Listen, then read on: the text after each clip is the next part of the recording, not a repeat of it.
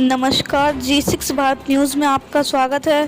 थाना cyber crime police ने आमजन से विदेश में नौकरी दिलाने के नाम पर ठगी करने वाले एक साइबर ठग को किया गिरफ्तार। ये जो यहाँ पे आपको दिख रहा है, ये सब एंट्री वीज़ा लिखा हुआ है। ये कुवैत गवर्नमेंट की तरफ से वीज़ा है, लेकिन ये जो भी है ये स्कैन कॉपी है और ये सब फर्जी तरीके से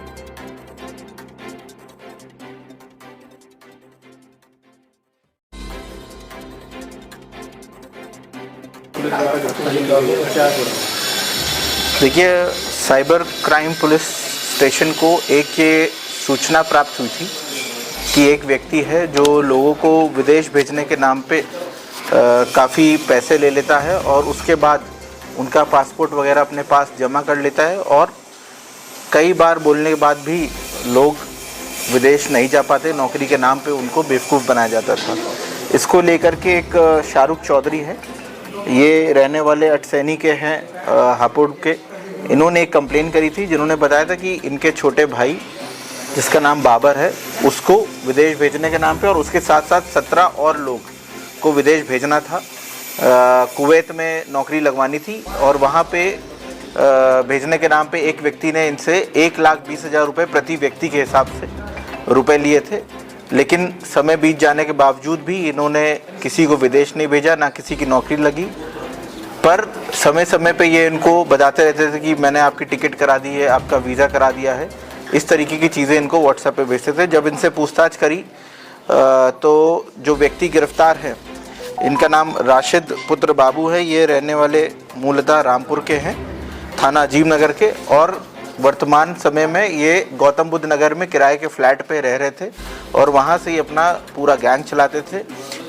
इनके पास जब रिकवरी की गई तो इनके पास से लगभग 58 पासपोर्ट्स बरामद हैं, 122 फर्जी वीज़ा बरामद हुए हैं जो कुवैत के हैं, 30 रबर की मोहरें हैं जिसमें ये वीज़ा स्टैम्प और वीज़ा कैंसिलेशन की ये मोहरें थी, और लैपटॉप है, वीज़ा में लगाए गए फर्जी बारकोड हैं जिससे लोगों को ये दिखाते थे कि कुवैत की सरकार ने आपको एंट्री का परमिट दिया है, और कुछ मोबाइल फ़ोन, एक महिंद्रा की XUV गाड़ी बरामद हुई है। इन्होंने पूछताछ में बताया है कि ये लोगों से पैसे ले लिया करते थे और जब उनके पास इनका पासपोर्ट आ जाया करता था तो ये उनसे और पैसे बढ़ा करके डिमांड किया करते थे। यदि वो पैसे नहीं देता था तो ये उसका पासपोर्ट अपने पास जब्त कर लेते थे और पासपोर्ट लौटाने के नाम पर भी ये लोगों से पैसे मांगा करते थे। इन्होंने पूछताछ में भी बताया कि ये पासपोर्ट सीधे अपने पास ना मंगा करके एक और व्यक्ति इनके गैंग में जो शामिल है उसके पास पहले मुंबई मंगवाते थे, फिर वो मुंबई से इनके पास वो पासपोर्ट नोएडा भेजता था और ये लोगों को भेजने के लिए, दिखाने के लिए कि हम आपकी नौकरी लगवा रहे हैं, फर्जी डॉक्टरी की रिपोर्ट तैयार कराना, फर्जी एंट्री परमिट का वीज़ा मंगवाना और फर्जी तरीके से बारकोड को पासपोर्ट में चिपका करके लोगों को दिखाना कि ये देखिए कंपनी आपको एंट्री का परमिट दे रही है, आपको वीज़ा दे दिया गया है और आप जल्दी से हमें पैसे ट्रांसफ़र कर दीजिए तब आपको विदेश भेज देंगे। कई लोगों के पैसे इनको मिल जाने के बावजूद भी इनको विदेश नहीं भेजते थे और इस तरीके से लगभग पिछले सिर्फ 2 ही महीने में इन्होंने 17-18 लाख रुपए की ठगी करी लोगों के साथ और ये विगत कई वर्षों से इस काम में हैं। इनके कुछ और सदस्य इस गैंग में शामिल हैं जो विदेश में भी काम कर रहे हैं और यहाँ पर भी हैं और बिहार में भी हैं।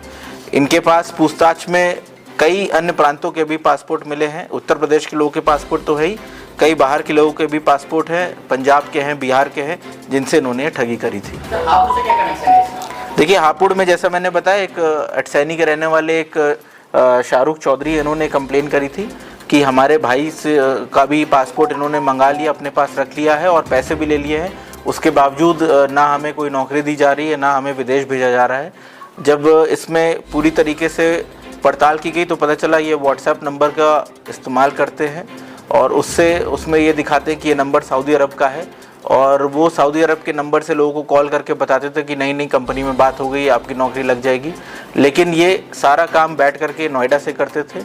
इनके पास जो कुछ कुवैत एम्बेसी की फर्जी मोहरें भी बरामद हुई हैं जिसमें इन्होंने पूछताछ में बताया कि 3 से 4 हज़ार रुपये में नेहरू प्लेस और अन्य कुछ इलाकों में जा कर के वो इस तरीके की मोहरें बनवा लेते थे।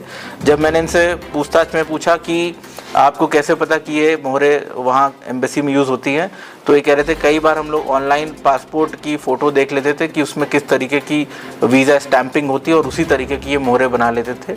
लोगों को विश्वास में दिलाने के लिए लोगों का फर्जी डॉक्टरी प्रमाण पत्र भी तैयार करते थे, जिसके संबंध में जांच अभी जारी है। इसमें कुछ फर्जी नर्सिंग होम और क्लिनिक के नाम पता सामने आए हैं जहां पे फर्जी तरीके से लोगों का मेडिकल भी कराया जाता था।